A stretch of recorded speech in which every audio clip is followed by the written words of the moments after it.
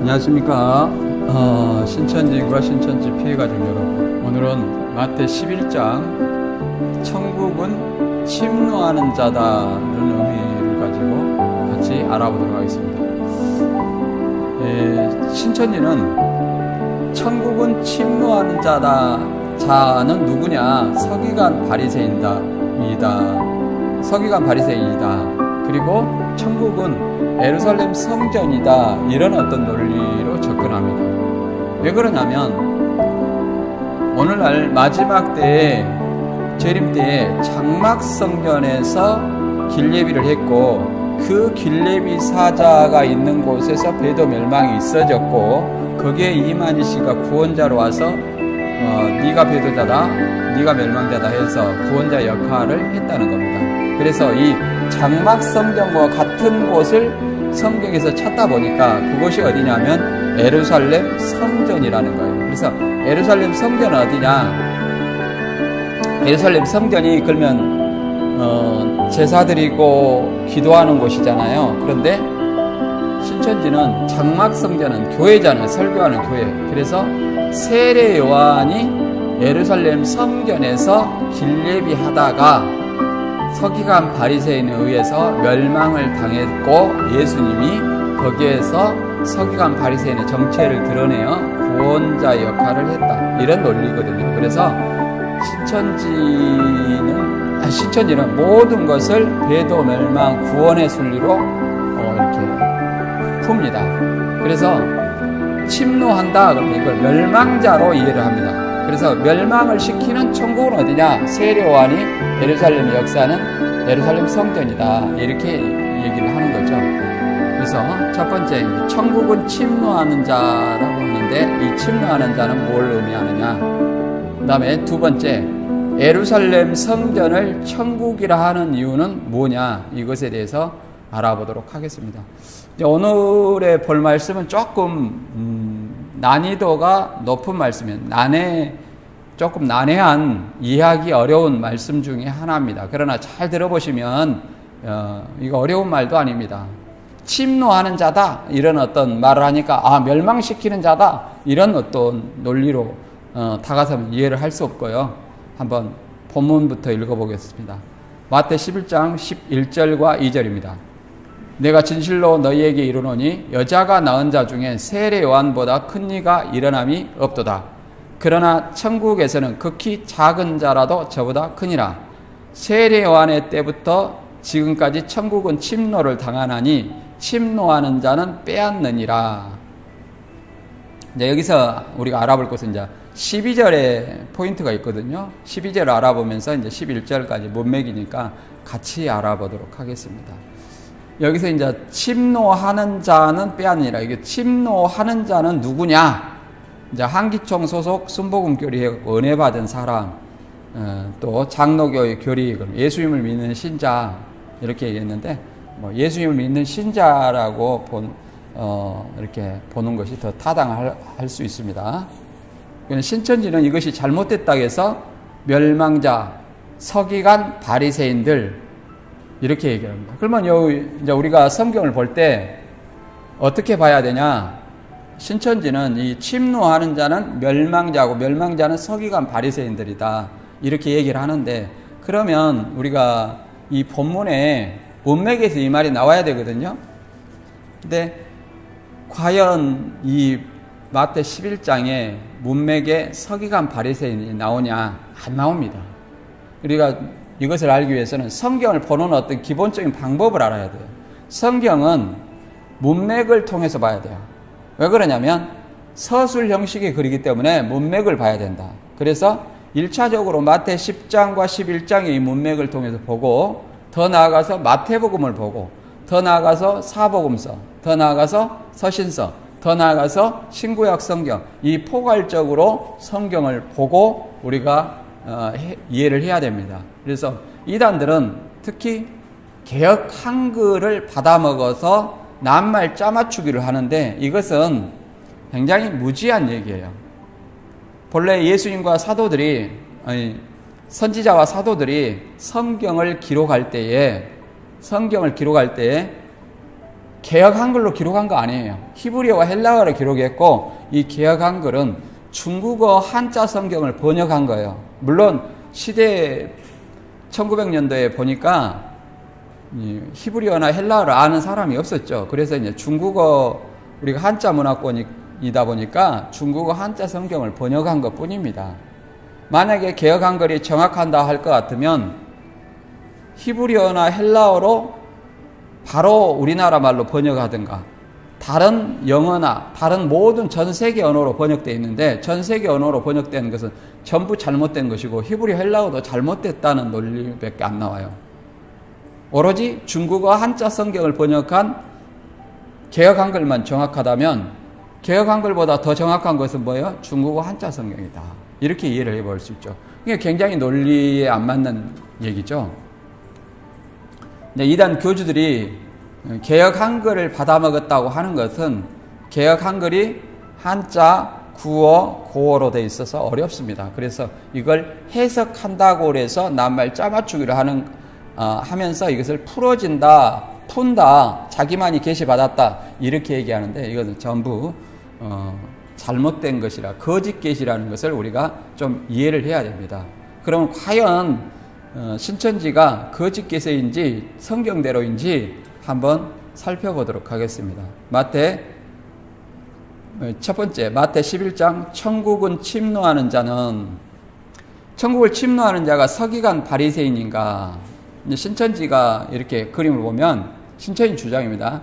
예루살렘 성전에서 천국의 침노자, 멸망자, 서기관 바리새인. 그러니까 예루살렘 성전을 천국이라고 얘기를 하는 거예요. 왜 그러냐면 세례 요한이 예루살렘 성전에서 길례비를 했다, 이렇게 주장을 해요. 왜 그러냐면 장막 성전에서 유재열이가 2만씩 길례비를 했다, 여기에 포인트를 맞추고자 해서 성경을 왜곡하는 겁니다.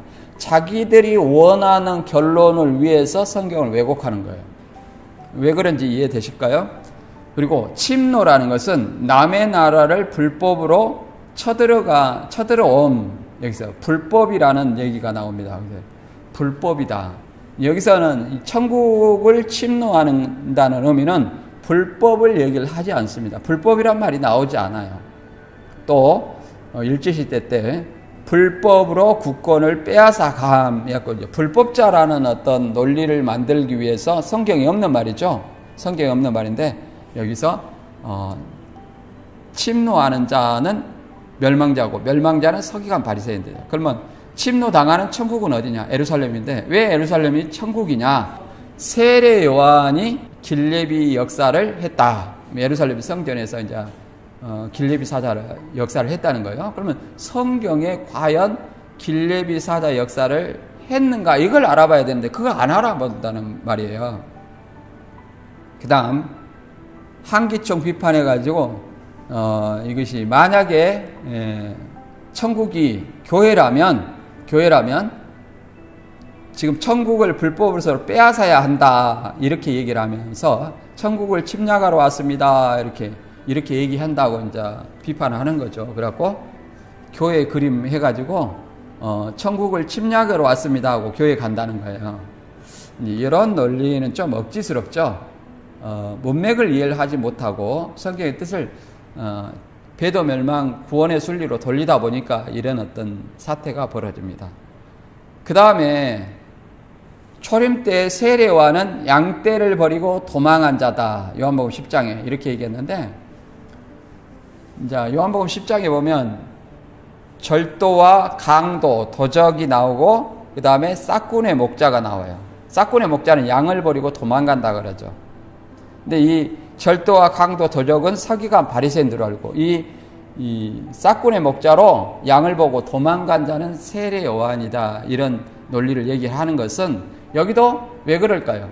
배도 멸망 구원의 순리로 여기서 요한복음 10장에서 찾기 때문에 그래요. 문맥에 세례 요한이 없습니다. 더 나아가서 세례 요한이 양떼를 버리고 도망갔다는 얘기가 한 구절도 없습니다.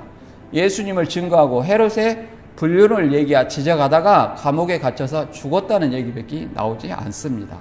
그러니까 세례 요한이 도망갔다는 것은 어거지 주장이죠. 여기서 돈을 탐하고 싹군이 돈을 탐하잖아요. 양떼를 버리고 도망갔다 하는 사람들은 절도와 강도처럼 서기관 바리새인들, 유대인들을 그렇게 표현하고 있는 겁니다. 그 다음에 재림 때 7별 7사자 양떼를 버리고 도망했다. 계시록 12장 이렇게 나와 있는데 이것도 마찬가지예요.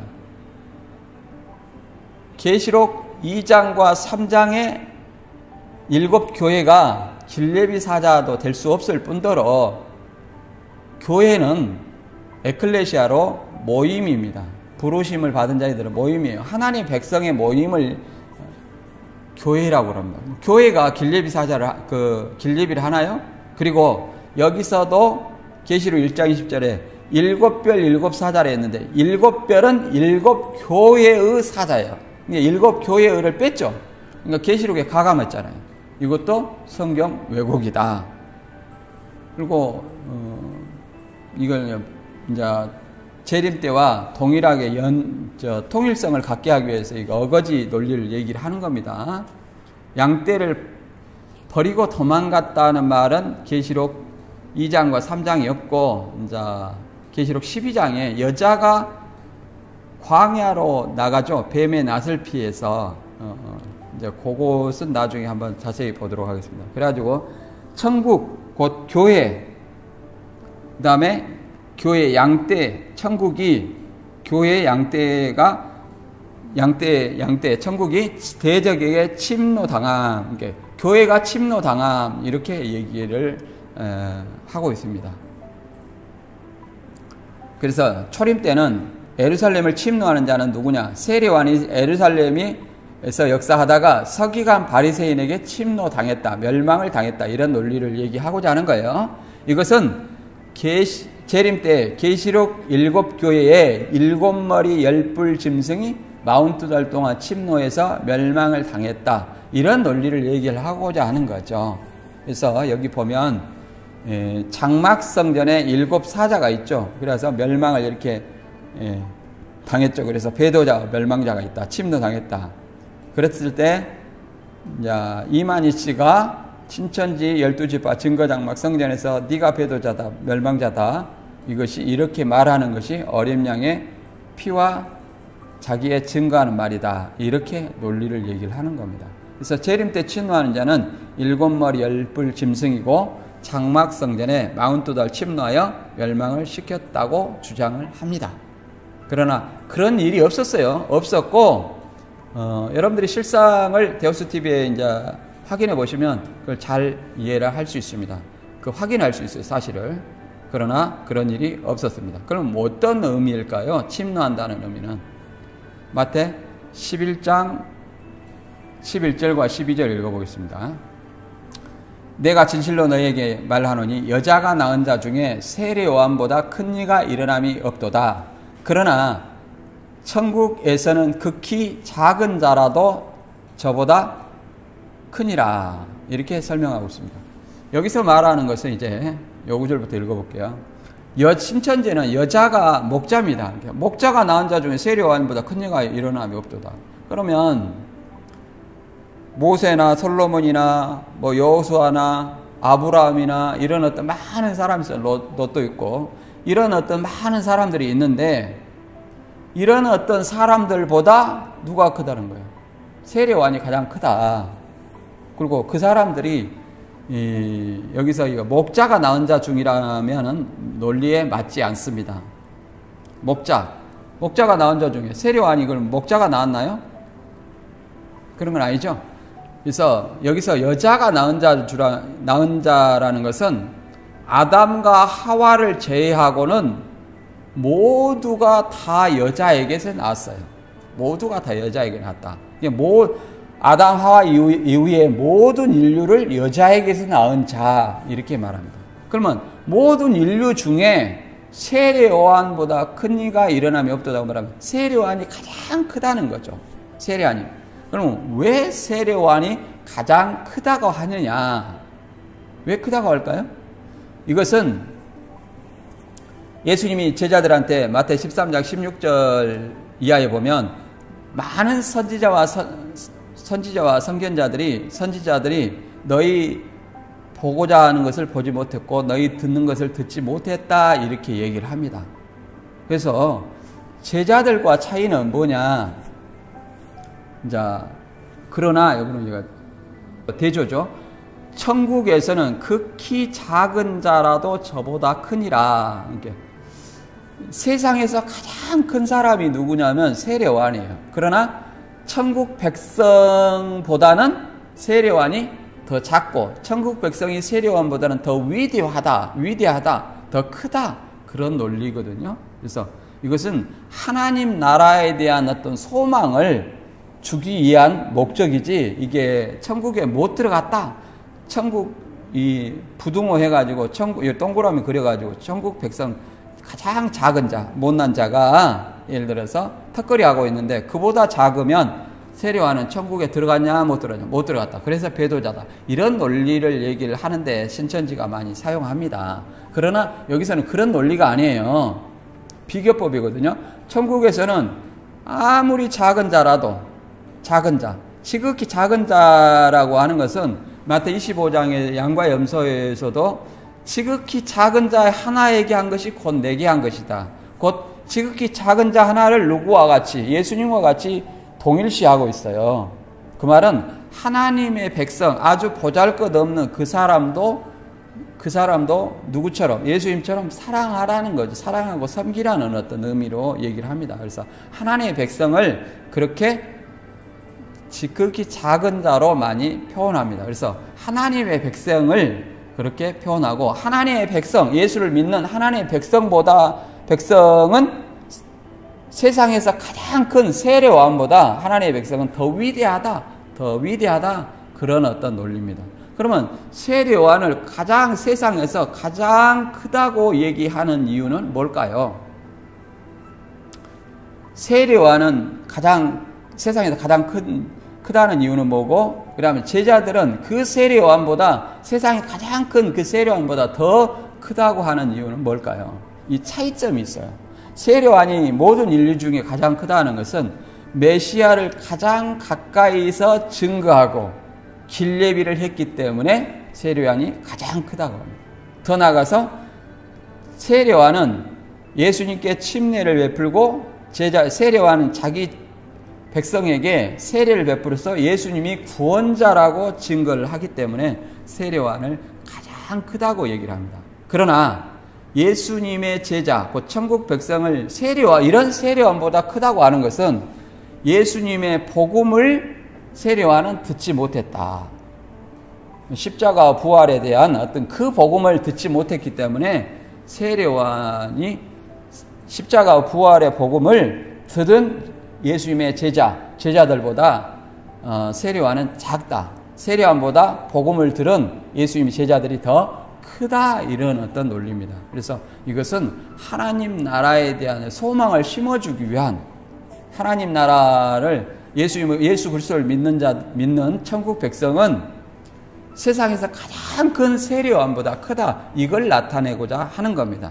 그래서 계속 이어서 이제 12절에 세례요한의 때부터 지금까지 천국은 침노를 당하나니 침노하는 자는 빼앗느니라. 이렇게 얘기를 합니다. 그래서 세례요한 때까지 천국은 저도 이 말을 이해를 시키기 위해서 누가복음 16장 16절을 인해서 침례하는 것이 복음을 믿는 것이다. 어떻게 믿느냐? 열정적이고 적극적인 어떤 믿음을 침노로 표현했다. 이렇게 설명을 했습니다. 누가복음 16장 16절 읽어볼게요. 율법과 선지자는 요한의 때까지요. 그 후부터는 하나님 나라의 복음이 전파되어 사람마다 그리로 침입하느니라. 그러잖아요. 하나님 나라의 복음이 전파되어 사람마다 그리로 침입하느니라. 그러면 복음으로 침입은 뭘 얘기할까요? 복음으로 들어오는 걸 얘기하죠. 복음 안으로 들어온다는 것은 그리스도 안으로 들어오는 거예요. 그리스도 안으로 들어온다는 것은 하나님 나라의 백성이 된다는 거예요. 예수님의 제자가 되는 거죠. 그래서 율법과 선지자는 요한의 때까지고 그 후부터는 요한이 잡힌 후부터는 이제 하나님 나라의 복음이 예수님을 통해서 전파되어 많은 사람이 예수님의 복음을 듣고 침입해야 돼요. 그 말은 왜 침입이라고 했을까요? 침입이라고. 침입이라고 하는 이유는 예수 그리스도를 믿는 것이 그만큼 어려웠다는 얘기입니다. 예수 그리스도를 믿는 것이 그만큼 어려웠다. 왜 어렵냐? 누구든지 예수 그리스도를 믿는 자는 추례를 하고 핍박을 했기 때문에 그 핍박과 추례와 핍박 가운데서 예수를 믿는 것이 어렵기 때문에 그것을 극복하고 천국에 대한 소망이 그것보다 더 커서 믿는 믿음을 침입이라고 표현한 겁니다. 열정적이고 적극적인 어떤 믿음. 그래서 침략하듯이 적극적이고 열정적인 믿음을 뭐라고 말합니까? 침입이다 또는 침노하는 자다 이렇게 얘기를 합니다. 그래서 누가복음 13장 23절에도 이렇게 얘기를 합니다. 혹이 여짜오되 주여 구원 얻을 자가 적으니까 저에게 이르시되 좁은 문으로 들어가기를 힘쓰라. 내가 너희에게 이르노니 들어가기를 구하여도 못하는 자가 많으리라. 이렇게 말하고 있습니다. 그러니까 강렬한 의욕을 가지고 마치 침노하듯이 천국에 들어가는 모습을 얘기하고 있습니다. 천국에 대한 강한 소망만이 이 추례와 핍박과 박해 가운데서도 예수님은 그리스도를 믿을 수 있다는 거예요. 그걸 설명하고 있습니다. 그러면 이 마태 11장 12절과 누가복음 16장 16절의 차이는 뭘까요? 마태 11장 12절과 누가복음 16장 16절은 분명히 차이가 있습니다. 왜 차이가 있냐? 이제 보통 자세하게 설명할 기회가 없을 때 이것을 대충 누가복음 16장 16절과 같이 복음을 믿는 것이다. 이렇게 설명했습니다. 왜 그러냐면 여기가 서기관 바리새인이 침노하는 자라면 마태 11장에 1절부터 쭉 읽어보면 서기관 바리새인이 나와야 돼요. 그런데 나오지 않습니다. 왜 그러냐면 이 요한이 옥에 갇혀서 오실 그이가 당신입니까? 이렇게 얘기를 하잖아요.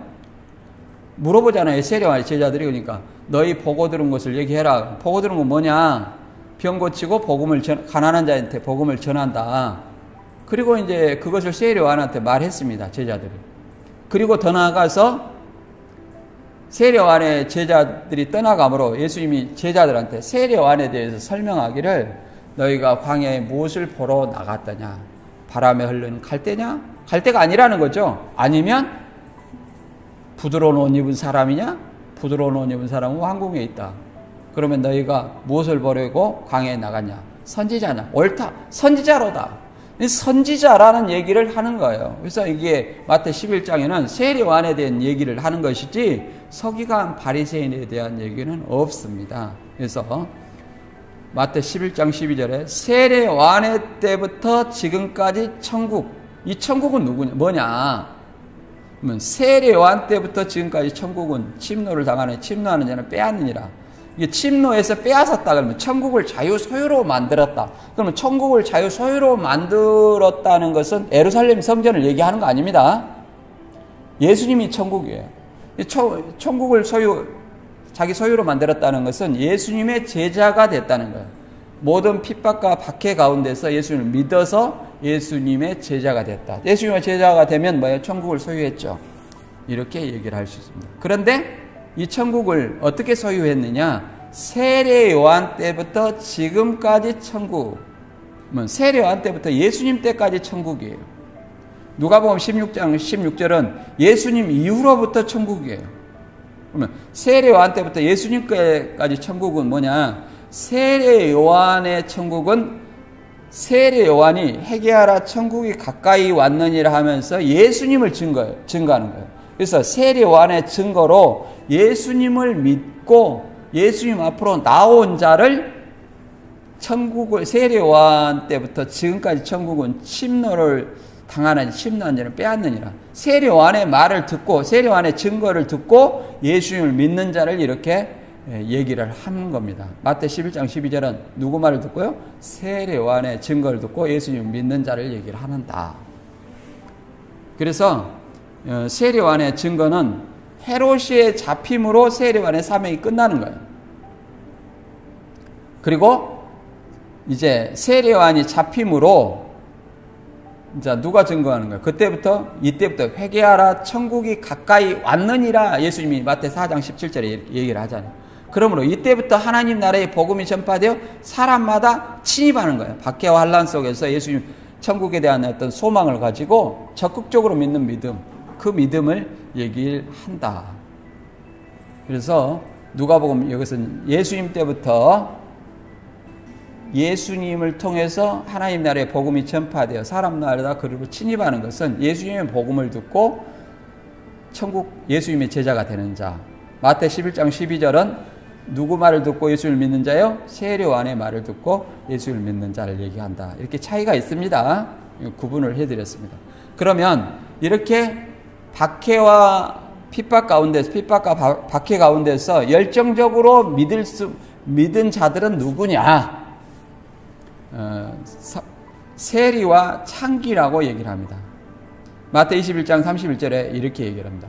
그들 중에 누가 아비의 뜻대로 하였느뇨? 가로되 둘째 아들이니이다. 예수께서 저희에게 이르시되 내가 진실로 너희에게 이르노니 세리와 창기들이 너희보다 먼저 하나님 나라에 들어가리라. 이렇게 설명하고 있잖아요. 그래서 이것은 무슨 내용이냐면 이제 아버지가 포도원에 가서 두 아들이 있는데 아버지가 포도원에 가서 첫째한테 일하라 가니까는 예 하겠소이다 하고 나중에 가지 않았다. 둘째 아들은 내 포도원에 가서 일하라 그러니까 실소이다 하고 후에 뉘우치고 포도원에 일하러 갔다는 거예요. 그 둘 중에 누가 아버지의 뜻대로 하였느냐? 그러니까 서기관 바리새인들이 둘째 아들이다 이렇게 얘기를 하잖아요. 얘기를 하면서 예수께서 이르시되 내가 진실로 너희에게 이르니 세리들과 창기들이 너희보다 먼저 하나님 나라에 들어가리라. 그래갖고 32절에 세례요한의 증거를 저희는 세리와 창기들은 믿었지만 너희는 믿지 않았다 이렇게 얘기를 합니다. 그래서 이 첫째 아들은 누구예요? 유대인들을 얘기해요. 둘째 아들은 누구예요? 세리와 창기. 더 나아서 세리와 창기와 같은 우리 이방인들을 얘기를 합니다. 그래서 우리도 세리와 창기 같은 사람이에요. 그래서 박해와 핍박, 여러 가지 어려움, 세상 어려움 가운데도 항상 그리스도에 믿는 믿음을 저버리지 않는 믿음을 천국에 대한 소망을 가지고 열정적으로 믿는 사랑을 침노하는 믿음이다 이렇게 얘기를 합니다. 그래서 예루살렘을 천국이라고 얘기를 하면서 거기를 침노했다 이렇게 표현하는 것은 세례요한이 예루살렘에 역사했다고 믿기 때문입니다. 세례요한이 예루살렘에 역사했다는 말은 성경 어디에도 없습니다. 그리고 서기관 바리새인들이 침노했다고 하는 것은 예루살렘에 침노했다는 것은 서기관 바리새인이 예루살렘 성전에서 비진리를 설교했다고 하는 거예요.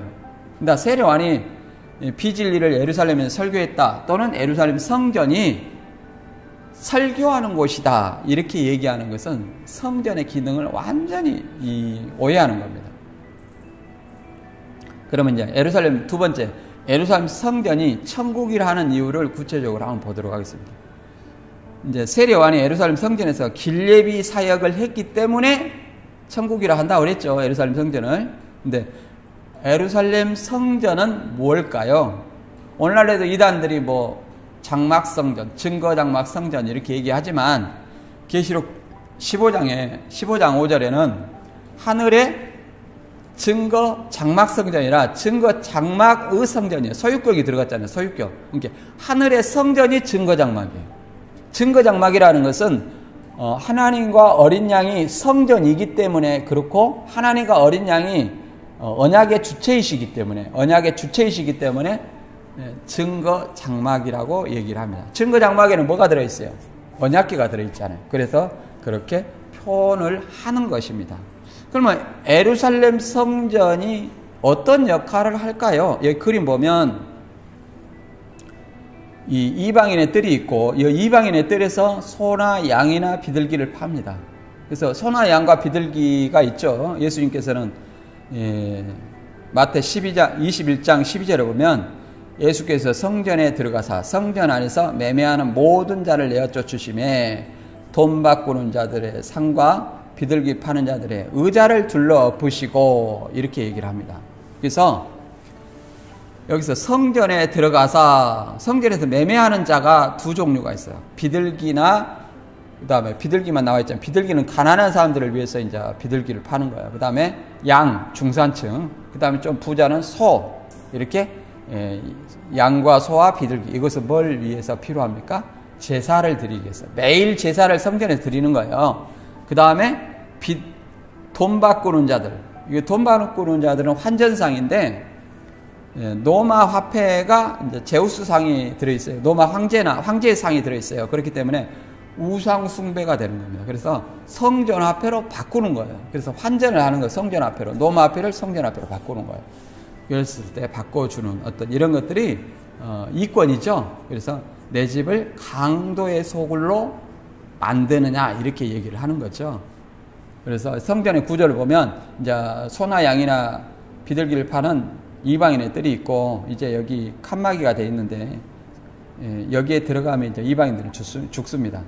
그리고 여인의 뜰이 있어요. 그 다음에 제사장의 뜰이 있고 이스라엘 뜰이 있고 그 다음에 맨 안쪽에 성소와 지성소가 있습니다. 성소와 지성소가 있어요. 이게 성소와 지성소는 뭐 할까요? 성소에서는 매일 제사를 드리고요. 지성소는 1년에 한 번씩 제사를 드립니다. 이것이 성전의 기능이에요. 성전의 기능은 기도하고 제사하는 것이 성전의 기능입니다. 그런데 이것을 설교한다 이렇게 말하는 사람들이 있는데 그것은 마태 21장 23절에 예수께서 성전에 들어가 가르치실세 이 말을 가지고 얘기를 하거든요. 예수님이 성전에 들어가서 가르친다 이 말은 이방인의 뜰을 얘기하는 거예요. 뜰을 여기 마태 21장 23절은 이 성전 안에 여기도 성전 아니라고 그랬잖아요. 성전에서 매매를 어디에서 어디요? 성소 지성소에서 하는 거 아니에요. 이방인의 뜰에서 하지. 그 맥락으로 23절에 마태 21장 23절에 예수께서 성전 안에 들어가서 가르치실세 이렇게 되어 있는데 정확히 말하면 성전 방마당에 들어가서 가르치실세 이렇게 됩니다. 그러면 왜 가르치냐? 지금 잘못된 성전 안에서 잘못된 행위를 하는 그것을 바로잡기 위한 설교고 더 나아가서 사람이 있기 때문에 예수님은 산이나 바다, 성전, 방마당, 그 다음에 여인의 뜰, 그 다음에 솔로몬 행각, 솔로몬 왕의 행각 여기에서 설교를 한 기록이 사복음에 있습니다. 성소 지성소에서는 설교하지 않습니다. 거기에서는 제사를 드리는 거예요. 그래서 성전의 기능을 잘못 이해하면 어떤 유명한 유튜버는 10만 명이 넘고 그 유튜버는 성전 안에 설교하는 곳이다. 그 신천지와 똑같은 소리를 하는 거예요. 성전에 굉장히 무지해요. 그러니까 말을 좀 잘해서 그렇게 성경을 왜곡해서 그 무지한 지식으로 미혹을 하는데 그것은 명백한 왜곡입니다. 그래서 이 세례요한에 대해서 이제 배도자로 보기 위해서 한 구절을 넣어놨거든요. 세례요한이 이제 예루살렘 성전에 역사한다고 했기 때문에 세례요한의 사명을 잠깐 한번 살펴보겠습니다. 신천지는 이제 세례요한의 자기 사명을 잘 완수했는가 이렇게 해가지고 마태 9장 14절에 세례요한의 제자들 지금 이렇게 제자들이라고 했는데 이거 옛날에는 세례요한이 서기관 바리새인들과 같이 금색했다 해갖고 이것을 하나 됐다 이런 논리로 얘기를 했습니다. 그러나 세례요한은 마태 4장에 이미 감옥에 갔죠. 여기는 분명히 세례요한의 제자들이라고 했기 때문에 지금은 세례요한의 제자들이라고 얘기했어요. 이 말도 맞지 않는 것은 세례요한의 배도가 아니잖아요. 세례요한의 제자들이 신천지 논리로 하더라도 세례요한의 제자들이 지금 금식 문제를 가지고 예수님한테 항의하는 겁니다. 그리고 세례요한은 감옥에 있어요.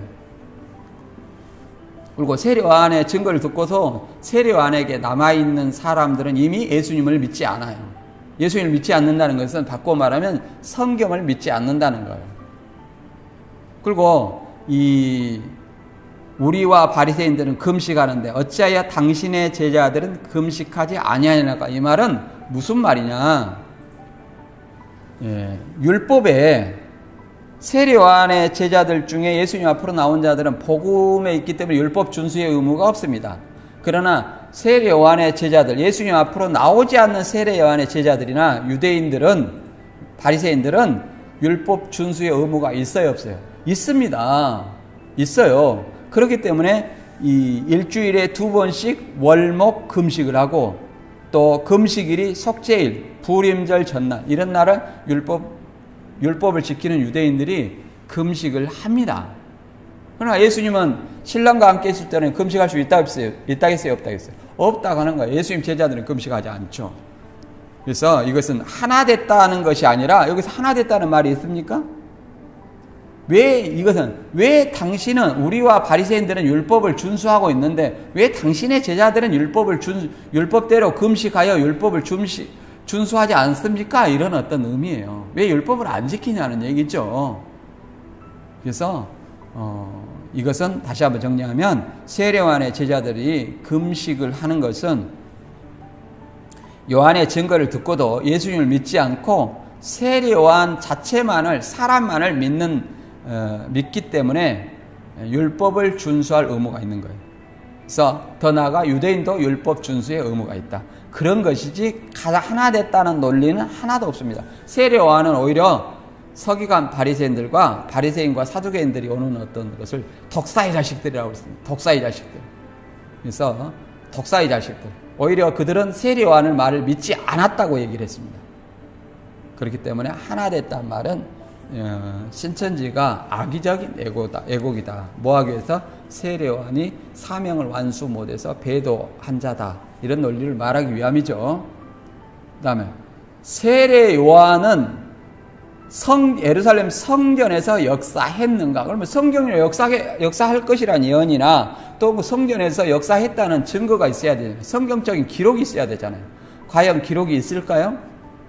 이사야 40장 3절에는 이렇게 말합니다. 외치는 자의 소리여 가로되 너희는 광야에서 여호와의 길을 예비하라. 사막에서 우리 하나님 대로를 평탄케 하라. 그러면 광야나 사막에서 역사할 것이 길레비 사자로서 이미 예언이 되어 있어요. 그러면 하나님의 말씀대로 세례요한이 길레비 사자라면 어디에서 역사해야 돼요? 광야에서 역사를 해야 돼요. 사막에서. 자, 그럼 볼까요? 마태 3장 1절. 그때 세례요한이 이르러 유대 광야에서 전파하여 가라되 회개하라 천국이 가까이 왔느니라. 그럼 광야에서 길리비 하자는 해가야 천국이 가까이 왔느니라. 여기서 천국은 예수 그리스도를 얘기합니다. 예수 그리스도. 그 다음에 저는 선지자 이사야로 말씀하신 자라 일렀으되 광야에서 외치는 자의 소리가 있어 가로되 너희는 주의 길을 예비하라. 그의 첩경을 평탄케 하라 하였느니라. 이 요한은 약대 토롯을 입고 허리에 가죽띠를 띠고 음식은 메뚜기와 석청이었더라. 이렇게 얘기를 하잖아요. 그래서 세례요한이 광야에서 역사를 하는 것은 선지자 이사야의 말씀, 이사야 40장 3절의 말씀을 이루기 위해서 그렇게 한다는 겁니다. 그리고 광야에서 메뚜기와 석청을 먹고 역사를 했다. 이렇게 얘기를 합니다. 이것을 이제 누가복음에서는 뭐라고 말하냐? 누가복음 3장 2절에는 안나스와 가야바가 대제사장으로 있을 때 하나님의 말씀이 빈들에서 사가랴의 아들 요한에게 임한지라. 여기서 하나님의 말씀이 빈들이라는 거예요. 광야예요. 광야를 얘기하는. 빈들은 광야다. 그래서 하나님의 말씀이 광야 빈들에서 사가랴의 아들 요한에게 임하니라. 그랬죠? 광야에서 임해가지고 세례요한이 이제 주의 길을 예비하는 엘리야의 사명을 한다. 이렇게 다 알았겠죠? 그 다음에 또 세례요한이 어디서 역사했느냐? 요한복음 3장 22절에 보면 이후에 예수께서 유대 제자들과 유대 땅으로 가서 거기 함께 유하시며 세례를 주시더라. 요한도 살렘 가까운 에노레스 세례를 주니 거기 물들이 많음이라. 사람들이 와서 세례를 받더라. 요한이 아직 옥에 갇히지 아니하였더라. 이 말은 요한이 사명이 옥에 갇히기 전까지라는 것을 말해주고 있습니다. 옥에 갇히기 전까지를.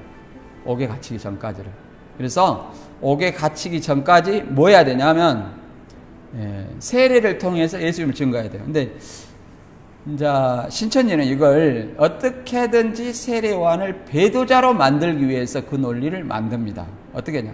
예수님이 세례를 주는데 왜 자기가 세례를 줘? 그러니까 어떻게 해요? 경쟁 구도로 만드는 거예요. 경쟁 구도. 우리 교회도 공동체지 경쟁 구도가 아니에요. 교회는 경쟁 구도가 아니고 공동체입니다. 그리스도 공동체. 그리고 여기서도 경쟁 구도가 아니에요. 서로 신천지 말대로 세례를 이렇게 따로 세례를 준다 이렇게 이해를 해본다 할지라도 예수님이 세례를 줬어요. 그러면 세례요한도 세례를 주면서 누구를 증거합니까? 예수님을 증거하는 거예요.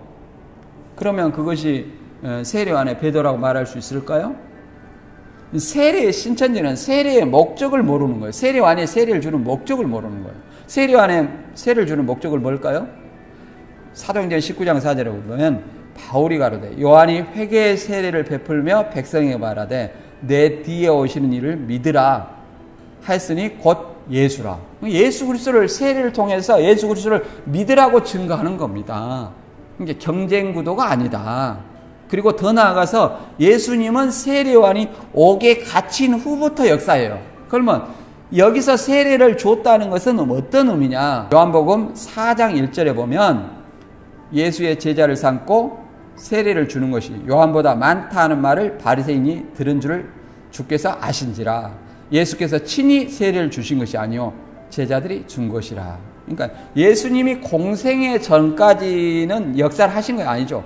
공생애 전에 세례요한의 증거를 듣고 먼저 온 제자들이 나중 온 제자들에게 예수님의 이름으로 회개의 물세례를 줬다. 이렇게 이해를 하시면 될 것 같습니다. 사도행전 2장 38절에도 세례를 받고 성령을 받게 되죠. 그래서 예수의 이름으로 세례를 받는 거예요. 이걸 통해서 먼저 온 제자들이 예수님 공생애 전에 먼저 온 제자들이 나중 온 제자들에게 세례를 주었다. 이렇게 이해를 하시면 될 것 같습니다. 그래서 정리하면 세례요한은 광야에서 주의 길을 예비하면서 예수님을 증거했다. 더 나아가서 그 세례요한에 주는 세례는 세례를 통하여서 경쟁하는 것이 아니라 예수님을 증거했다. 그래서 세례요한이 예루살렘의 성전에서 역사했다는 말은 성경 어디에도 없기 때문에 비성경적이고 왜곡이다. 이렇게 이야기를 할 수 있습니다. 그래서 이제 신천지는 요한복음 이만희씨를 요한복음 3장 34절에 하나님의 보내신 이는 성령을 한량없이 주신다. 이렇게 얘기했는데, 3장 31, 요한복음 3장 31절부터 쭉 나오죠. 땅에서 난 이는 땅에 속하여 땅에 속한 말을 한다. 이것은 세례요한이 예수님과 비교해서 자신을 땅에 속한 자라고 얘기를 하는 겁니다. 예수님은 뭐죠? 하늘에 속한 자라고 이렇게 상대적으로 대조적으로 얘기를 하는 것이지 세례요한이 비진리를 전했다 그런 논리가 아니에요. 예수님은 마태 21장 32절에도 요한은 의의 도를 전했다 이렇게 말합니다. 요한복음 5장 35절 이하에도 세례요한은 진리에 대해서 증거했다 이렇게 얘기합니다. 그래서 땅에 속해서 땅에 속한 것을 말한다. 이것은 비진리, 신천지는 꼭 비진리라고 얘기하는데 비진리 얘기한 거 아니에요. 예수님과 상대적으로 자기를 낮춰서 표현한 것이다. 그리고 34절에 하나님의 보내신 이는 이만희 씨가 아니고 하나님의 보내신 이는 하늘에서 속한 자예요. 하늘에서 내려온 자예요. 이 땅에 태어난 사람을 얘기를 하는 거 아닙니다. 하늘에서 온 자, 아버지께로부터 온 자. 하나님의 보내신 이는 하나님의 말씀을 하는 이는 하나님이 성령을 한량없이 주오심이라. 이것은 예수 그리스도한테만 해당되는 거예요. 우리한테는 예수 그리스도를 믿을 때 성령을 받습니다. 불 받아라 해갖고 이마 때린다고 해서 성령 받은 거 아니에요. 그렇게 받는 거 아니에요. 그런다고 해서 신천지는 성령 받은 사람이 없죠. 이만희 씨 뺏기는. 이만희 씨만 성령 받았다는데 이만희 씨는 하나님의 보내신 이가 아니에요. 이만희 씨는 죄인이고 이 땅에서 태어났어요. 하나님이 보내신 이가 아니에요. 이걸 이해를 하시기 바랍니다. 그래서 오늘 말씀을 다시 한번 정리하면 천국을 침노하는 자는 서기관 바리새인이 아니다. 왜? 마태 11장에 문맥이 없어요.